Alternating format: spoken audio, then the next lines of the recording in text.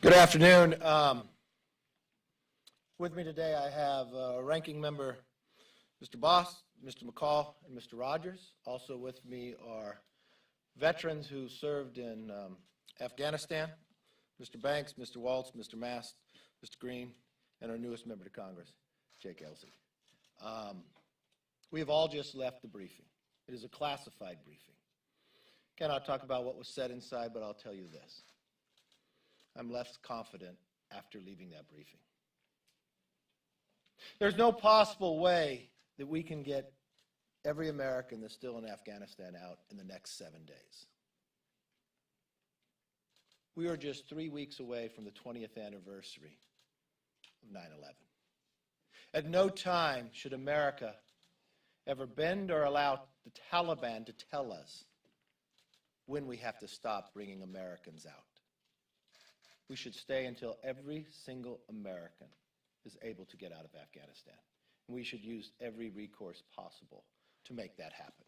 And we should not negotiate it.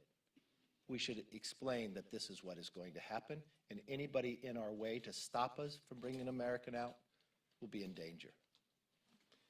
I have a number of members that are here.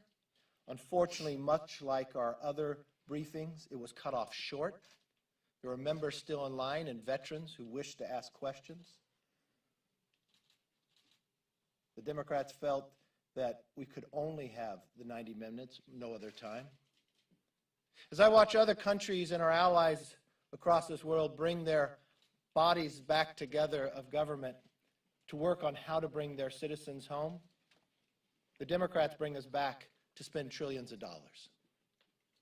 They fight because they can't bring a rule up. They spend their time on phones trying to twist arms to get people to vote, whereas they should drop that. And our entire focus, Republican, Democrat, Independent alike, should be nothing else than bringing our Americans home.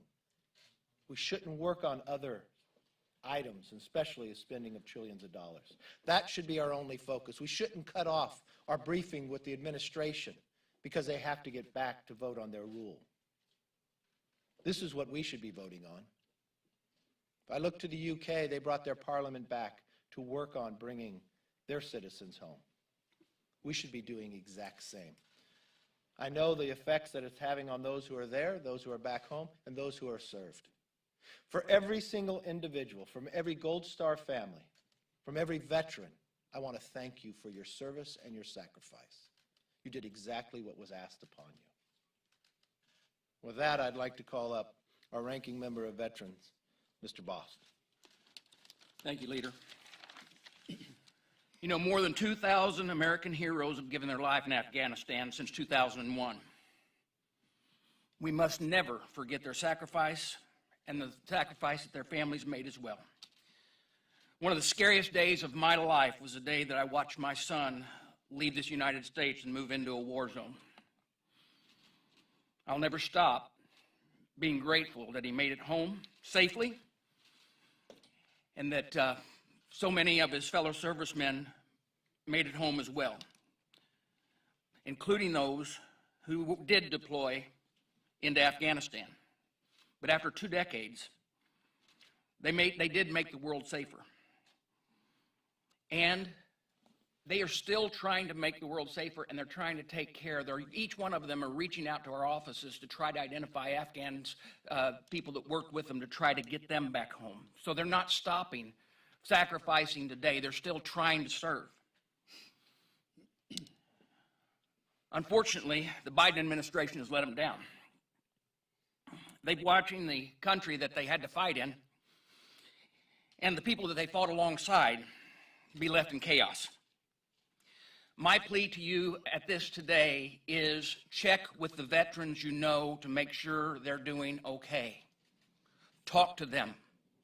The concern that they're feeling and the uptick that we're seeing in the calls to the hotlines for those veterans and what they're feeling has increased tremendously. Make sure that you check on them. And if you're a veteran, a service member who served in Afghanistan and you're feeling this, reach out to this Veteran Crisis Hotline, which is available, and I want to give you that hotline number right now. It's a confidential call. It's 1-800-273-8255, or you can text 838-255. Once again, it's called 1-800-273-8255, or text 838-255. Now, know this, to each of the veterans that are listening out there, you're not alone. You didn't fight in vain. You did a great service for this nation, and we know you continue to serve in your communities. And with that, I yield back. And I want to introduce Ranking Member McCall. No, thank you, Ranking Member Boston. I agree. Today's the day to say thank you to our veterans. They're hurting. They're in a bad place. They wonder, was it worth it?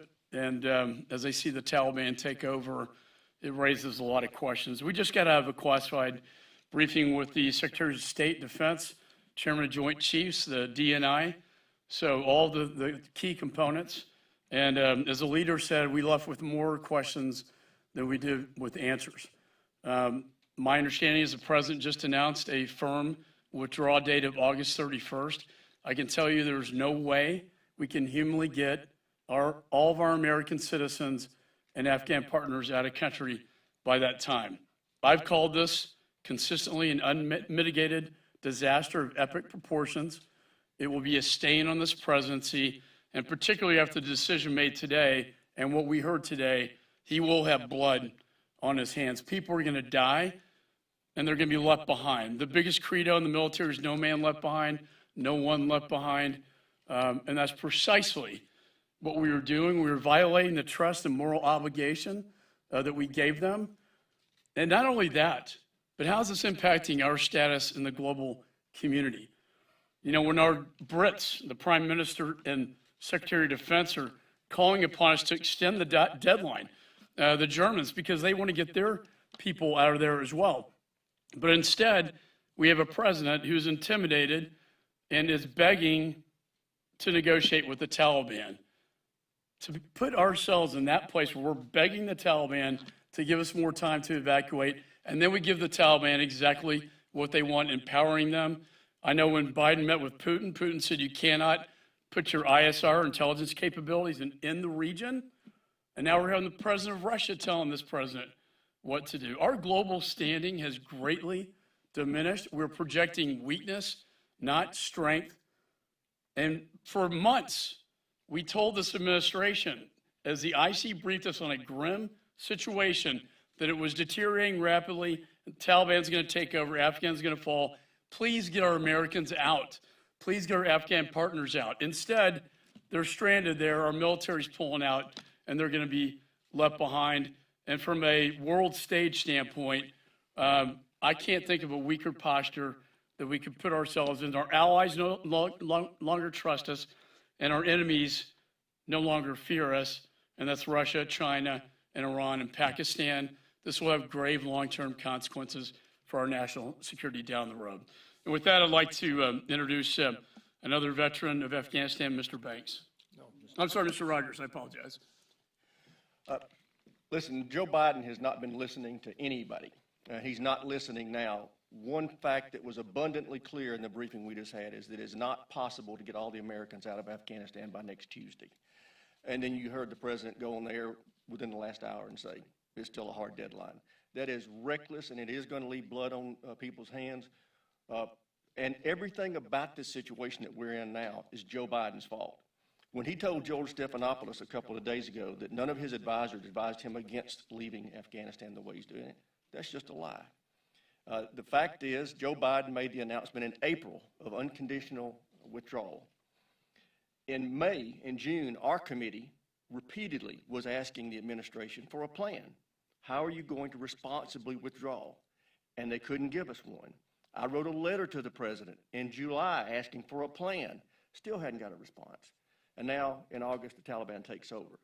He's not listening to his advisors. He's not listening to Congress.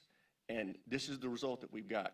When you see ISIS-K and Al-Qaeda in Afghanistan about to commit terrorist attacks, no, Joe Biden created this place that we've got over there right now to be as dangerous as it is with his reckless decision-making. Either he's senile or he's in denial. But either way, it's reckless for our country, and this disaster that's taking place is his responsibility. And I yield now to Jim Banks of Indiana. I thank the ranking member and the leader for putting this together today. I served in Afghanistan in 2014 and 15, just prior to being elected to Congress. My job there was as a foreign military sales officer, so I was on the front lines of acquiring the equipment that the Americans provided and turned over to the Afghan Army and the Afghan police. I'm going to read to you what is so painful for me and so many other Afghan veterans who served in that capacity and others who served as a part of the train, advise, and assist, equip effort in helping the Afghans. We now know that due to the negligence of this administration, the Taliban now has access to over $85 billion worth of American military equipment. That includes 75,000 vehicles, over 200 airplanes and helicopters, over 600,000 small arms and light weapons. The Taliban now has more Black Hawk helicopters than 85% of the countries in the world. But they don't just have weapons.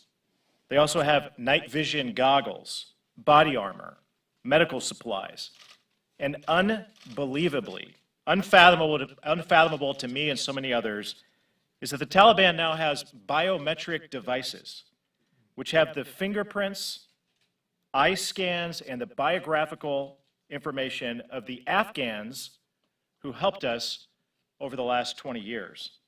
And here's what we just learned again in the briefing that we just walked out of, is this administration still has no plan to get this military equipment or these supplies back. Instead, it's all fallen into the hands of the Taliban. There's still no plan to account for what has happened to these weapons. I can tell you with Ranking Member Rogers behind me that HASC Republicans will fight next week when we go through the National Defense Authorization markup to fight for a plan. If this administration, the Democrats aren't going to do it, we will do it. We will demand a plan to account for all of this military equipment. But here's what I'm concerned about even more than the Taliban acquiring these weapons. It's that we know that Al-Qaeda and ISIS-K still exist and are growing in Afghanistan, and eventually they acquire these weapons. And as I said before, if any American is harmed or killed and not safely evacuated, or if any of this military equipment or weapons are used to harm or kill an American, the blood is directly on Joe Biden's hands. What's also painfully clear from the briefing that we just walked out of is that behind closed doors, the Biden team tells us one thing. They admit mistakes. They know this is a dangerous situation going on in Afghanistan. And President Biden tells us something different. He tells us that everything's okay, that it's under control. So either Joe Biden is lying to us, or he's not in touch with the team that just briefed us in the room. And that's a shame as well. So with that, I yield to Representative Waltz from Florida, a fellow Afghanistan veteran. Mike Waltz from Florida. I've served multiple tours in Afghanistan as a Green Beret on the ground. And this is deeply personal to so many of us. I personally have helped my Afghan interpreters get back to the United States. They're thriving now as American citizens, but their families are being hunted down as we speak. I've also had one that fought with us. His name was Little Spartacus. He was such a fighter. He was intercepted at a Taliban checkpoint with the very American documentation that he needed to get out of here. They didn't just kill him. They took him home to his village and beheaded his brothers and cousins in front of him before then beheading him. I've seen school principals run out of town and murdered after they were hunted down. Their crime, teaching girls, and then the girls' school was burnt down. The Taliban have not changed. And what is clear from the briefings, what has been clear from the months of briefings that our committee had received on the Armed Services Committee, is that a Taliban takeover equals Al-Qaeda 3.0. And one thing that Joe Biden either won't admit or doesn't understand is that what happens in Afghanistan doesn't stay in Afghanistan. It spreads like a cancer. It will follow us home. And many of us have been very clear about that danger across multiple administrations. This isn't about politics. This is about the fact that America now is less safe. Here's why we're in even a worse position than we were in 2001. Because now we have no bases in the region. One thing that's clear from the briefings, and we've been asking for months, is not a single country surrounding Afghanistan, not one, has agreed to allow U.S. forces to base there, to allow our intelligence, our drones, and other things we need to understand what's going on to base there, much less to allow lethal strikes to keep a lid on al-Qaeda and ISIS and others. And the intelligence community has been very clear. They have the will and the intent to hit us again. So as we head into the 20th anniversary of 9/11, we now face a prospect of soldiers having to go back in. Now they have, the Taliban is much more heavily armed. Our local allies have been hunted down. There is no Northern Alliance. There are very small elements left, still willing to resist. And I can tell you we're going to lead that effort from Congress, because the administration won't lead to continue the fight and to continue to keep America safe. This is a disaster on historic proportions, and there needs to be accountability, and that accountability, sadly, is going to come from right here. With that, I yield and I hand off to my fellow veteran, brother-in-arms, Brian Mast. Thank you, brother. Absolutely. Brian Mast was injured in Afghanistan September 19th, 2010. Had countless friends killed in action to my left and right. Recovered alongside hundreds more. Had the honor of serving alongside hundreds of thousands that put on the uniform. I have two brief things to say. One of them is a message to our veterans, and one of them is a request. Walk and chew gum situation, where we go out there and with half of our effort work to get Americans home, and with the other half work on things that are peripheral to that or have nothing to do with that. You as the media can pressure this place. When something's going on here, like working on a bill that has to do with altering voting or infrastructure, you need to ask the question, what the hell are you doing? Get our Americans home. When somebody starts working on something other than getting our Americans home here, say, what the hell are you doing? Work on the rules of engagement for those Marines and Rangers on the ground to make sure that they have everything that they need in place to get the job done and to get home. When somebody's asking some other question here, working on something else in the Rules Committee or something else, say, what the hell are you doing? Did every American get home yet? Did you get all of those SIVs taken care of? When somebody's working on something else, say, what the hell are you doing? 435 of you need to be helping the State Department with every asset within your staff to help them process those SIVs. Get every American to pressure the people in Washington, D.C. here to get every American and every person that helped Americans back here safe out of the hostage hands of the Taliban. That's an active role that you can play. The administration will listen to you. They'll probably listen to you more than anybody else. If we know one thing, it's they're most concerned with optics. And that's probably what's putting more people in danger than anything else. The optics of why they wanted to get out so soon, the optics of why they're not calling this a combat mission. You can help to create the pressure to get people back home. My message for veterans is this, and I spoke about it with my friend Jim Baird earlier, who lost an arm in Vietnam. It wasn't Jim Baird's fault that they lost Vietnam. It was the fault of those in Pennsylvania Avenue. It wasn't the fault of those that trudged over the mountains in Afghanistan, that were in the firefights, that were kicking in doors, that were going through those fields of improvised explosive devices, that Afghanistan is lost. It is the fault of those at Pennsylvania Avenue. I yield to Mr. Green. Mark Green, Tennessee 7. It's also very personal to me as well. I served in the 160th Special Operations Aviation Regiment early during the war. I was there when Pat Tillman was killed. I vividly remember his flag-draped coffin being brought out to the airfield through a cordon of our nation's Tier 1. I mean, these are the hardest guys in the United States military, toughest, most elite. This flag-draped coffin goes through, and there's not a dry eye. I can see it like it was yesterday, going into the back of that C-17, the doors closing, the sun was rising at Bagram. It is imprinted in my brain forever, like so many other faces and names just like Pat's. I happen to serve the area that surrounds Fort Campbell.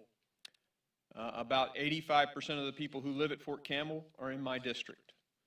When I go to the Publix, I have to look into the eyes of children who are Gold Star children. This is deeply personal for me. I want to tell those veterans, as has been echoed here before, your service was completely and incredibly valuable to this country. For 20 years, you protected our nation from a terrorist attack. That has value. And the friends that we lost, their sacrifice has value. If you're struggling, rebootrecovery.com. We've talked to many of you, but if you are having a hard time, rebootrecovery.com. I just want to make a point about this disconnect between the president and the truth. He's continually saying things that are completely different than what his own people say. For example, no one thought it was a bad idea to withdraw like this, as has already been mentioned, when we know that people and his senior staff have said we shouldn't withdraw. Things like the Afghan people don't want to leave, yet there were tens of thousands of applications already in process. And I think the thing that really angers me the most is that the Afghan military did not want to fight. That is absolutely incorrect. I served with those men and women. I took care of them when they were wounded on the battlefield. Afghan Special Forces in my hands, bleeding. They are warriors, and they have carried the ground fight, if you go do your homework, for the past several years with over 50,000 casualties. They are brave and they want to fight, but they felt abandoned by the United States of America when they woke up and went to Bagram Airfield and we were gone, crickets. When you withdraw like that, you take the heart of fight out of them, and of course, their fear of a ruthless, beheading Taliban, they blended in. This is a tragedy that is on Joe Biden. But I want to say one more thing before I step down and hand it over to Jake. Your credibility is at stake too.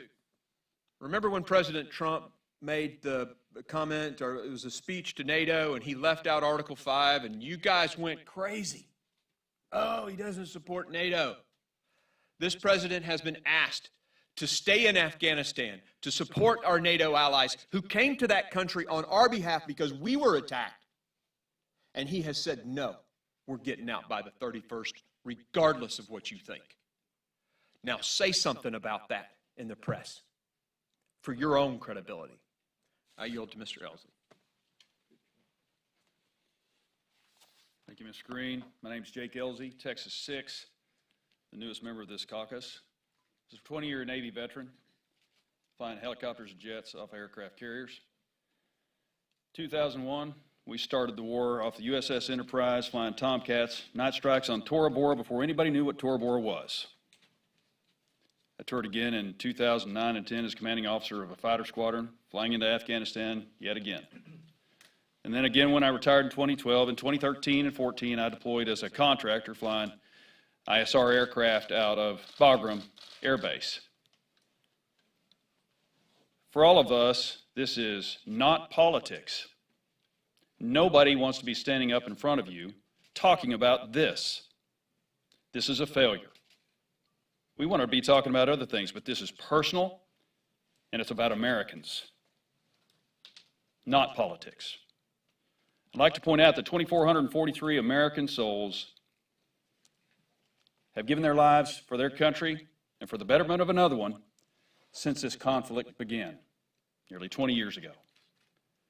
Since 9/11, 30,000 of our brothers and sisters in arms have taken their own lives, eternally wounded by that which they witnessed and experienced in Afghanistan. They will never be forgotten. Long after this failure will be talked about, their memory lives on, and it wasn't in vain. They did their jobs. What we have now is September 10, 2001 in Afghanistan. They completely own the country again, only now they're one of the best armed militaries in the world with our equipment. That should worry everybody going forward, the surrounding countries and our allies. But it's a simple fact. So the question we have is, as we talk about how many people we're going to get out of this country in the next week, when we know we don't have 50% of them gone in the last week, how did we get here? Who made the decision to use Hamid Karzai International in Bagram, in Kabul instead of Bagram? You've got a one-runway airport in Kabul and a two-runway airport 30 miles to the north that's easily protected and always has been protected by American military with at least twice the capacity and heavy lift capability to get our equipment out and our people out.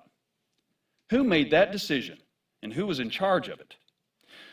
As an analogy, it would be much like the military deciding we're going to evacuate Washington, D.C. out of Reagan instead of Andrews. Does that put that in perspective? This is a massive failure that we don't understand, and nobody's talking about how that happened. But it's just one of many failures that have occurred. Now, the August 31 deadline, we're talking about a military mission here. Nobody can put a date on the accomplishment or the completion of a successful military mission. There's no arbitrary date. The mission is complete when the mission is complete. And if the Taliban harms a hair on an American's head, all those aircraft and those aircraft carriers, those AC-130s, we will rain hellfire down on you until all Americans are out. And that's what this administration needs to be saying. This mission is complete when it's complete and not a day before. Thank you for your time, Leader McCarthy. I want to thank all of them who have served up here. You realize that it's personal, but it's personal to thousands of Americans out there. It's extremely personal to the Gold Star families. There's no one in the world outside of Joe Biden who thinks we can get everybody out by August 31st. If there's anything this body of Congress should do, it's pass a resolution exactly saying that. Do not pick the date. Pick the mission that every single American gets out of Afghanistan, and that can determine the date when it's done. And use whatever means possible to make that happen. We are America. We have a force that can get it done. We just need that'll give the authority to make it happen. Any time wasted in Congress on any other topic is exactly that, a waste. We've only been allotted 90 minutes to have this discussion, but we spent an entire night. The leadership of the Democrats spent their entire day, yesterday and today, trying to twist arms to get people to vote for trillions of dollars, not twisting one arm to make sure you get Americans out. I think they spend a little time listening to this country, they'll know what their work should be done. With that, we'll open it up. Yes, ma'am. You just said there is no way possible to complete this withdrawal within 7 days. Why don't you think it's possible? And what is your message to the president if he sticks with this timetable? The reason why there's no way possible, look at the number that we have there. They will not even provide the official number, the amount that we have been able to get out there. And personally, to the number of members here, Mark Green just yesterday working, getting individuals out. Reports that they're having to go to another country inside officials inside Kabul. I raised that to the president as well. Even from our own reporting from those who are in charge will tell you they can't get the job done in that short amount of time. No one understands believes that they can get out by the 31st. And to allow the Taliban to dictate to America when we depart and that we have to leave Americans there, no American should be held hostage and no American should be left. And if it's very clear from this conference that we will spend our time on the floor only focused on this, until every American's out, we should not be working on anything else. I want to ask if you believe the previously negotiated May 1st date for withdrawal, whether you believe that would have worked out better than what we're seeing today, and if so, why? And secondly, if I may, do you intend to whip your caucus to vote against the infrastructure bill? Well, first of all, I don't think the infrastructure bill should come up. I don't think any other business should come up. We should be spending our time on this right here. And looking at the past, speaking to Mr. Pompeo, speaking to the former president, I know this would not have taken place. To listen to the administration today say that they had planned for every scenario. Would you have planned for this? To watch the president get asked the question, was there any mistakes? Would you do anything different? No. Why would you continue with this plan of failure? Knowing for myself, by being a Gang of 8, knowing what the intel was ahead of time, you knew that this was an option, that it would fall this fast. You watch. Why not after the first city? Why not after the Taliban broke the agreement they had before? Why didn't you come back with force? Why would you leave and take the military out and leave the citizens there? Why would you leave in the middle of the night the base and not tell our allies? Our allies went there to protect us because of 9/11, because of the respect they have for America. Our own allies today that have risked their lives and their citizenry are asking us to stay longer. I will tell them we hear them, and we believe we should. We should keep our promise. What is happening today won't go away in a week. It will be decades. The idea where you heard Jim Banks talk about the weaponry that they have, that it is reported that the Taliban now has more Black Hawk helicopters than Australia. Someone to say, oh, they can't fly them. If they can learn, or they can sell them to Iran or China or others. If you think Afghanistan is far away, remember what happened 20 years ago. If you think Afghanistan is far away, understand what's happened to our borders today. It is publicly reported, yes, we've caught people on the terrorist watch list, and they didn't come from Central America. The report is from Yemen. You just had 5,000 prisoners released. They know how to come here. They have a mission on their hands. So not only should we make sure every American is taken out of Afghanistan, we should secure our borders, and we should do it today. Yes, ma'am. Next election cycle, if Republicans do win, will you be examining this? Will it be investigated?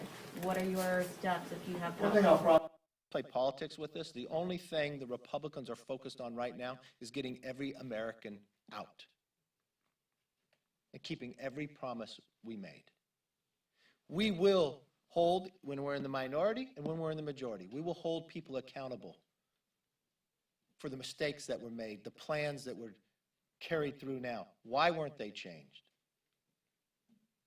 This tarnished the reputation of America for decades to come, and people should be held accountable. Yes, sir. If you could talk about in terms of what the intelligence was leading up to this decision-making process. The President, the State Department have said that their intelligence didn't reflect that there would have been such a precipitous takeover by the Taliban, but yesterday even Democrats on the House Intelligence Committee said that going 6 months back there were warnings that there was a problem. Is that what you got from this briefing? You had both DNI and the State Department and White House officials in this meeting today. Was there a disconnect in the room today when they were talking about this? I would leave you simply to President Biden's press conference in July, what he told the American public. And no, they'd be able to fight. There's no chance of it collapsing. I happen to be the member of the Gang of 8. I've had intel briefings. I never believed what he was saying there was the briefings that I was requiring. You have the ranking member of Armed Services, Mr. Rogers. been briefed in a different manner that he's publicly said. Either Joe Biden made a different decision based upon the briefing that he was given, and this is another thing of why we need accountability. What information has been provided to this president? When the president just a few days ago told the American public there was no Al-Qaeda, just less than an hour later, he was contradicted by his own administration to our conference. When he told the American public that he has no report of Americans having problems getting to the airport in Kabul, we had our own reports that that was different. In less than an hour, we were told, no, Americans shouldn't go, they were being beaten. So when the president says that the 31st is a deadline, I wonder if he's making that same decision process of why he wanted out to try to make a date of a 20th anniversary. We want to be very clear with him. Don't pick the date, solve the problem. Make sure every American is out. Then that will be the date we depart. Thank you.